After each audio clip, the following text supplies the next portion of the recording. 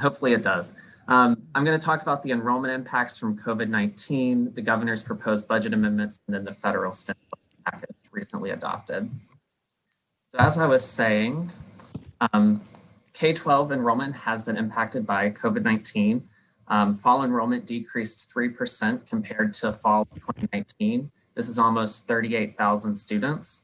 For historical comparison, from fall 2019 to fall 2020, enrollment actually grew slightly, about half of 1%. And historically, I'll show you in a minute that ADM enrollment has been relatively flat in the fall. Most divisions across the state experienced declines in enrollment, except for a few divisions. The divisions with increasing enrollment, it's attributed to two localities, Richmond City and Radford solely. When we look at what students did not enroll, most of those were concentrated in the kindergarten students. Kindergarten alone represented a decline of about 13% of students, or 30% of the overall decline. This makes sense as the code allows parents to delay enrollment of 5-year-olds for a year based on their determination that the child isn't ready for school. So just as a historical comparison to previous fall 2020 enrollment is a very large outlier. Prior to this year, fall enrollment had been relatively flat, increasing on average 0.4%, and you see a slight dip in 2018, but the fall 2020 enrollment is a really large anomaly because of COVID-19. The fall membership is used in reforecasting the ADM, which is the calculation of average daily membership for the budget funding as of March 31st. Because of the lower fall enrollment, ADM is now forecasted to decrease 3.5% each fiscal year, or approximately 44,000 fewer students. Just as a comparison, you see on the left, the previous biennium, ADM varied approximately about plus or minus 1%. In fiscal year 2019, ADM was down about 7,500 students. And then in fiscal year 20, it was up about 2,600 students. The lower ADM forecast for this biennium results in a decrease of $404 million over the biennium when the Department of Education updated accounts for ADM and fall membership. And I'll talk in a little more detail later on the governor's proposed no loss payments to hold divisions for these loss in enrollment. Moving to the proposed amendments in Senate Bill 1100, direct aid. This provides the overview of the funding changes in direct aid. Over the biennium, general funds decrease about $133 million in K-12. Moving to slide 9, these are mainly in 3 components. It's a reductions related to the routine updates, mainly the lower enrollment, which results in $433 million decrease. There's an increase of $705 million in new policy spending, which includes $18 million in restorations that were unallotted in Chapter 1289 and then not restored in Chapter 56. And then there's the distribution of budget reductions occurring in central appropriations, which reduced funding by $405 million. On slide 10, this table just provides the proposed policy changes in a table format. I'm going to go into detail on most of them, so I'm not going to go line by line here, but this is for your reference. Moving to slide 11, sales tax dedicated to K-12 is projected to increase about $201 million over the biennium, and after the basic aid offset adjustments, that results in $89 million increase to divisions. Because of this upward revision of sales tax, there's a decrease of $42.3 million in the first year for the COVID-19 local relief payments, which results in $52.9 million remaining for those payments. You'll remember those payments were included in Chapter 56 to cover the increased local cost from the downward revision of sales tax that was adopted in Chapter 56.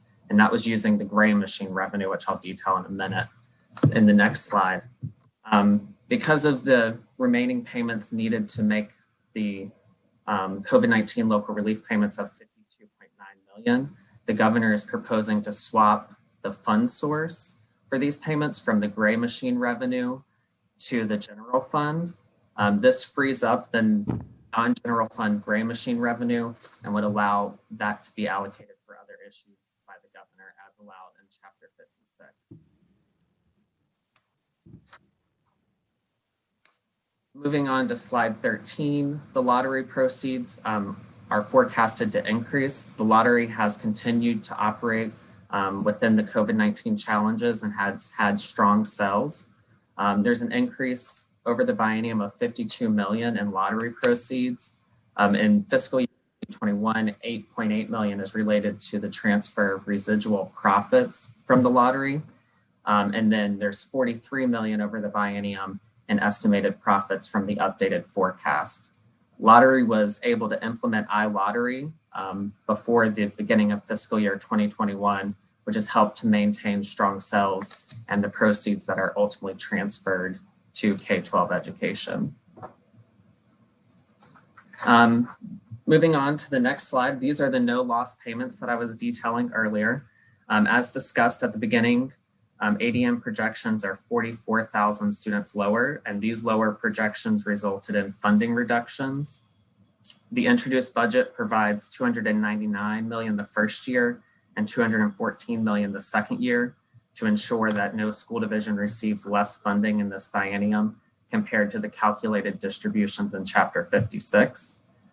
These reductions are mainly from the decline in fall membership and projected average daily membership when they've updated the direct aid program cost. And there's no local match required on these no loss payments by divisions. Moving on to the next slide, the governor proposes a 2% bonus for teachers in the second year. The 2% bonus would require $80.1 million general funds to pay for the state's share of the 2% bonus. There's no local match required on those funds, and it also requires the bonus to be unallocated if general funds do not exceed the forecast, do not meet or exceed the forecast in fiscal year 2021. Just for a reference for the subcommittee, if you wanted to convert that 2% bonus to a 2% salary increase, it would require an additional 12.6 million general funds. And you'll remember during the 2020 regular session, the conference report provided a 2% increase each year before those funds were unallocated and ultimately not restored in Chapter 56. Moving on to the next proposed item in the governor's budget. The governor proposes $26.6 million in the second year to fund the statutory ratio of school counselors. This would require one counselor to every 325 students in all public schools. This was adopted into the code during the 2020 session. The conference report adopted during the 2020 session funded this ratio in the second year before the General Assembly adopted the governor's recommendations during the reconvened session of the 2020 session to supersede those ratios in code and provided funding at the fiscal year 2020 levels for both fiscal years. The next proposed update is to the English Language Learner Program. The governor is proposing $4.3 million in the first year and $6.5 million in the second year to include presumptive English language learners in the English as a second language program for fiscal year 2021 and 2022. Due to the COVID-19 pandemic, the diagnostic test normally used by divisions to identify English language learner students was not able to be conducted, and therefore enrollment declined, even though divisions are still educating students that are presumed to be English language learners. And these funds would provide additional funding to educate and provide additional supports for those students. Moving to early childhood actions, these are the bulk of the restorations provided in the governor's proposed budget for K-12. First one would restore the VPI per pupil payment that was unallotted and not restored in Chapter 56. It would propose $11.1 million the second year to increase the per pupil amount by 10% from the level in Chapter 56. This would represent a 20% increase from the fiscal year 2021 per pupil amount. And then the governor proposes $5 million in the second year to provide incentive payments to support recruiting and retaining early childhood educators. Chapter 56 restored $3 million in the first year for this initiative, and research by the University of Virginia has shown that those payments have had impact to keep teachers in the classroom, and providing the salary bonus was the driver for keeping them in the early childhood classrooms. The next proposed item in the governor's budget is $2.7 million in the second year to provide the full cost of competing adjustment to Accomack and Northampton counties. This would increase the funded salaries by 10.6% for the SOQ funded support positions and 9.8% for the instructional positions. Currently, the cost of competing adjustment is given predominantly to Virginia localities, and it's additional state funds provided to recognize the higher labor cost that school divisions incur because they compete for staff in a more competitive Northern Virginia / DC, Maryland labor market. And adding Accomack and Northampton County would be outside of the general area that the other divisions receiving those funds are in. Moving to the proposed language at indirect aid, this is slide 20. The first item would require DOE and the Department of Treasury to develop recommendations to make literary fund loans a more competitive and attractive option for school construction projects. This is important because the literary fund is required constitutionally to have an asset balance sheet of at least $80 million. The fund is projected to have this base until fiscal year 2023, but receipts to the fund are forecasted to decline after that. And the fund would be improved with the increased use of loans, which can count in the asset base, and they would be revolving funds that would continue to churn in there. And so this language would direct DOE and Treasury to enhance the literary fund attractiveness as an ongoing source of school construction funding. With low interest rates, divisions have been able to get loans from VPSA if they've wanted to pursue school construction and have bypassed the literary fund. The next one would require VPI programs to enroll special education students at 10% of total enrollment at higher. The next language amendment would expand the eligibility in the provisional licensed preschool teacher grant program, and this would include provisionally licensed teachers and other publicly funded preschool programs operated by a school division. This is essentially allowing more access to these grant funds to the other publicly funded preschool programs that the General Assembly approved during the 2020 session and restored during the special session. There's language proposed that would allow any funds appropriated for VPI per pupil amounts that aren't awarded to be used as flexible funding to support other early childhood initiatives. And then the last language amendment would amend eligibility for the foster care payments to include students who are in care upon reaching 18 years of age, but have not reached the age of 22 yet. This is consistent with changes made in code in the 2020 session.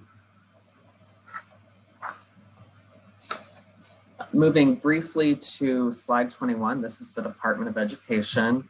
There's proposed $1.9 million for the repayment of a Treasury loan that was used to reimburse subgrantees for services originally intended to be funded through a federal Substance Abuse and Mental Health Services Administration grant. To date, that federal agency has denied the reimbursement for these costs. There's about $400,000 in the second year to support cultural proficiency coordinator and professional development at the Department of Education. This would advance equity outcomes in alignment of Ed Equity Virginia framework that the department has been working on. There's 300,000 to expand kindergarten readiness assessment to 4-year-olds. Currently, it's only available to 5-year-olds, but this would make it expand it to 4-year-olds so we have better data on their kindergarten readiness. There's 200,000 general fund in the second year to support the Deputy Superintendent of Early Childhood, who would oversee the responsibilities given to DOE from the transfer of the Child Care Development Block Fund. And some of that is partially supported. This position is partially supported by federal funds as well. There's a transfer amount from the first year to the second year, and then there's about 50,000 in each year to support the state match for the Head Start grant, which transferred to DOE with the recent legislation in the 2020 session. At DOE, there's some proposed language related to family life education. It requires DOE to conduct a review of family life education in the local practices, which would include an examination of youth risk behavior survey data for correlation between student behaviors and the local practices in the family life education at division level. There's expanding the scope of the childhood assessment scoring system or class observation and professional development to include all publicly funded early childhood programs. Currently, these funds are restricted to DPI, which are school-based programs. Moving to other educations, this is a new responsibility that the subcommittee has this year, these are these other education agencies, mainly museums. The first one is support for the VMFA to plan for Monument Avenue's future. This is a proposed 10.8 million general fund in the second year and 2 FTEs to support that work. There's approximately 100,000 over the biennium to support the VMFA for temporary wage positions due to COVID-19. There's 70,000 to support the Frontier Culture Museum's access to VITA's network. This would allow them to gain access to the state network and establish a server and meet the requirements required by the APA and Department of Accounts. There's 400,000 to restore the gubernatorial records processing. 400,000 was restored to 56 in the first year, and this would restore the second year amount. And then there's approximately 250,000 in the second year to support Jamestown Yorktown Foundation and their work for the American Revolution 250 Commission, which would start commemorative events in fiscal year 2025. Senator Saslow, it may be good to stop here to see if members had questions before I go into the federal stimulus update. Just to be clear, the total loss is slightly of enrollment is slightly less than a little more than 3% statewide, right? Correct. So, and fall enrollment was lower about 3%, which correlated to ADM being lower of about. Okay, thank you. Senator Sasslaw.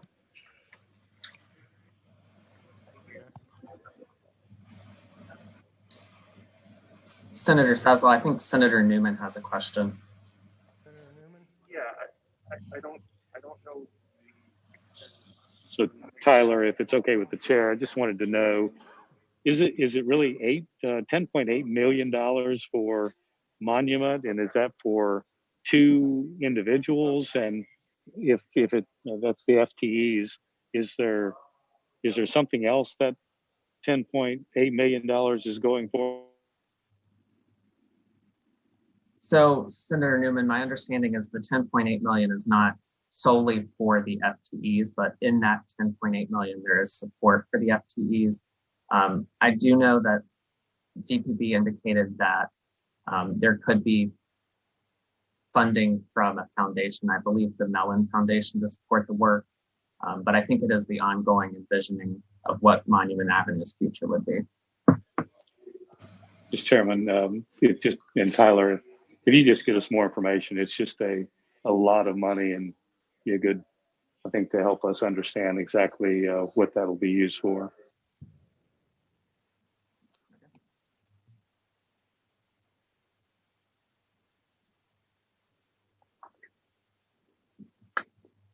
Okay, so moving to slide 24, this is the last section in the presentation. It's related to the recent federal stimulus granted by the federal government. Federal K-12 relief funds in the recent package are 4 times the CARES Act amount. This new stimulus is estimated to provide $939 million to Virginia for the elementary and secondary school emergency relief. This is tremendously more than the CARES Act amount. And there's additional funding in the Governor's Emergency Education Relief Fund that can partially be used for emergency grants at the governor's discretion, and then $47 million for non-public schools. So the biggest pot is the ESSER, or the elementary and secondary emergency relief. Like the CARES Act, these funds allow the state to reserve up to 10% for statewide efforts.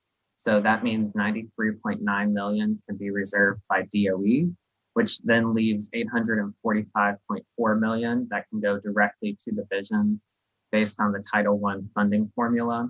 The funds have to be spent by September 2023, but divisions are given wide latitude, identical in some aspects to the CARES Act, but now it also allows divisions to use those funds to address learning loss, as well as improvements to school facilities. And the bill specifically mentions HVAC improvements.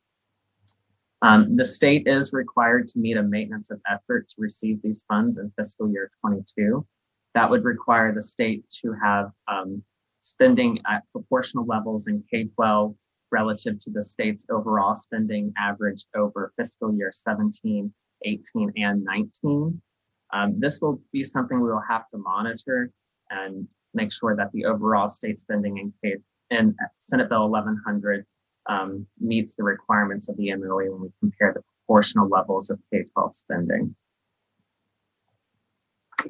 And I will note the MOE is different than the CARES Act MOE. We met the CARES Act MOE because it was a straight dollar average of K-12 spending over those 3 fiscal years. The next source of funding in the stimulus was the Governor's Emergency Education Relief Fund. This time the year funding totals $76 million, with 60% required to support non-public schools, K-12 schools. The $46.6 million provided to non-public schools will be administered by DOE, and they will disperse it on an application basis to the non-public schools. These funds can be used for personal protection equipment, technology, addressing learning loss at the non-public schools, but they cannot be used to support education vouchers, tuition tax credit programs, education savings accounts, scholarships, or tuition assistance. And then the remaining $30 million in the GEAR funding can be given as grants to school divisions or higher education institutions by the governor. This was similar to the CARES Act, and the governor split those funds among higher ed and K-12. And then the last thing on slide 28 is the other education-related stimulus. Virginia is estimated to receive $201.5 million in the Child Care and Development Block Grant, which will provide assistance to Virginia's child care providers, an estimated $4 million for the Head Start program in Virginia. And then there was funds included to reimburse internet service providers for providing discounted broadband service to households. These will be targeted based on income, students participating in free and reduced lunch, current Pell student, or individuals or families who suffered loss of income. I will note that this emergency broadband benefit program, it's not funding that's coming directly to the state. It will be something that would be administered at the Federal Communications Commission, but it is something that may be of interest to the subcommittee as it supports students' access to broadband. Senator Saslaw, that completes my presentation, and I can answer questions now on the federal stimulus, or if there are any other questions on the proposed amendments. I have one. So total, the second stimulus package that got passed a couple weeks ago, exactly how much of that is earmarked for Virginia's K through 12? Yes. So If you look at this table, you see that top line. That first line is the Elementary and Secondary School Emergency Relief Fund. That's $939 million. That is going directly to school divisions. That's part of the second CARES Act type funding, right? The $908 billion. Correct. Right. And then you see the CARES Act amount on the left was $238 million. So it's roughly about 3.5 times the amount for CARES. And I will say there's talks at the federal level for additional K-12 stimulus. Okay. Mr. Chairman. Senator Newman. Tyler, is this money coming tied with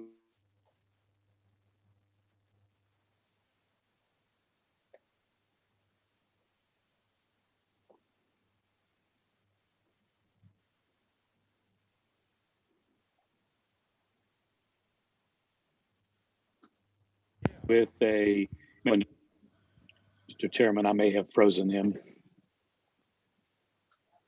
Senator Newman, I can hear you now. You can start again.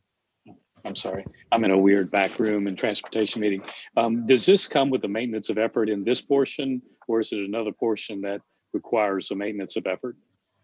So both the CARES Act and the CRRSA Act, which is the second stimulus, they both have maintenance of effort requirements. The new stimulus maintenance of effort requirement is different than the CARES Act.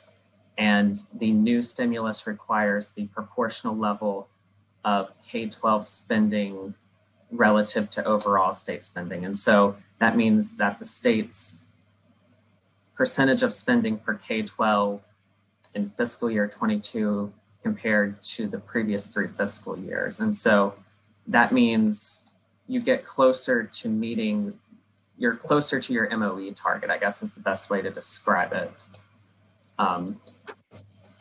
So there are maintenance of effort requirements, and it will be closer this time to meeting that. Mr. Chairman, if you don't mind, sir, Tyler, what is the penalty for not keeping the maintenance of effort? Is it loss of the percentage of funds that is not matched or not maintained, or is it all federal funds? Senator Newman, I'm not aware of a penalty in the law, and I don't think I've seen an actual penalty for not meeting the maintenance of effort requirement. The Secretary of Education at the federal level can give states a waiver for not meeting the maintenance of effort, but that waiver is only granted if you had a precipitous decline in revenue. And that has not been the case for Virginia. Thank you, Tyler. Thank you, Mr. Chairman. Are there any other questions by the subcommittee?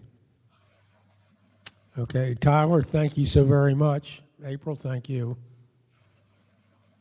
All right, is there any other business to come before the subcommittee? If not, the meeting is adjourned.